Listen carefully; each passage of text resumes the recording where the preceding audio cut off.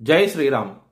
2022 నుంచి 2024 జూలై వరకు మొత్తం 11 ప్రెడిక్షన్స్ అనేవి ప్రూవెన్ అయ్యాయి. మరియు నా వాట్సాప్ గ్రూప్ లింక్ కూడా ఇచ్చాను క్రింద డిస్క్రిప్షన్లో. ఇది నిజమా కాదా అనుకుంటే కనుక ఈ 11 ప్రెడిక్షన్స్ అనేవి కింద డిస్క్రిప్షన్లో ఉంటాయి. మీరు చెక్ చేసి నిజమైతేనే నా వాట్సాప్ గ్రూప్ లింక్ యాడ్ అవ్వండి మరియు నా ఛానల్ని సబ్స్క్రైబ్ చేసుకోండి. మకర రాశికి అధిపతి శని. మకర రాశిలో ఉత్తరాషాఢ 2, 3, 4 పాదాలు, శ్రవణం 4 పాదాలు మరియు ధనిష్ట 1, 2 పాదాలు ఉంటాయి. ఏ నక్షత్రం వాళ్ళందరికీను నేను చెప్పే వార ఫలితాలు వర్తిస్తాయి. ఈ వారంలో లగ్నాధిపతి అయిన శని 2వ స్థానంలో ఉన్నారు.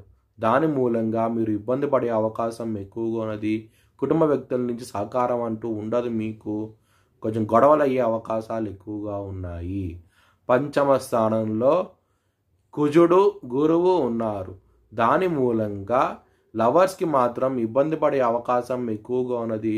గొడవలు అంటూ ఎక్కువగా ఉంటాయి. జాగ్రత్త అంటూ ఎక్కువ తీసుకోండి. సప్తమ స్థానంలో 22వ తారీఖు నుంచి బుధుడు వక్రించి రాబోతున్నారు. దాని మూలంగా బిజినెస్ పరంగా మాత్రం ఎక్సలెంట్ డెవలప్మెంట్స్ అంటూ ఉంటాయి. చాలా ఆనందంగా ఉంటారు. అష్టమ స్థానంలో సూర్యుడు అలాగే శుక్రుడు ఉన్నారు. సూర్యుడికి బలం ఎక్కువగా ఉంటుంది సింహరాశిలో, మరియు శుక్రుడికి కూడా బలం అంటూ ఎక్కువగా ఉంటుంది. కాబట్టి ఈ వారంలో చాలా మంచి డెవలప్మెంట్స్ అంటూ ఉంటాయి. ధనపరంగా మాత్రం ఎటువంటి లోటు అంటూ ఉండదు. మీకు ముఖ్యంగా మీకు స్టాక్స్లోను మరియు మ్యూచువల్ ఫండ్స్లోను పెట్టుబడి అనేది ఎక్కువ పెట్టండి. మీకు మంచి లాభాలంటూ చూస్తారు.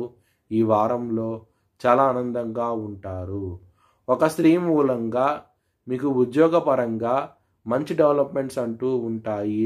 ఒక స్త్రీ రిఫరెన్స్ మూలంగా మీరు జాబ్ చేంజ్ అవ్వటం, ఆ స్త్రీ మూలంగా మీకు ఇంకో కంపెనీలో జాబ్ రావటం కూడా జరుగుతుంది. చాలా ఆనందంగా ఉంటారు. కెరియర్ పరంగా మాత్రం ఒకవేళ మీ జన్మ జాతకంలో కనుక దశలు అంతర్దశలు యోగించకుండా ఉంటే కనుక ఇది వర్తించదు.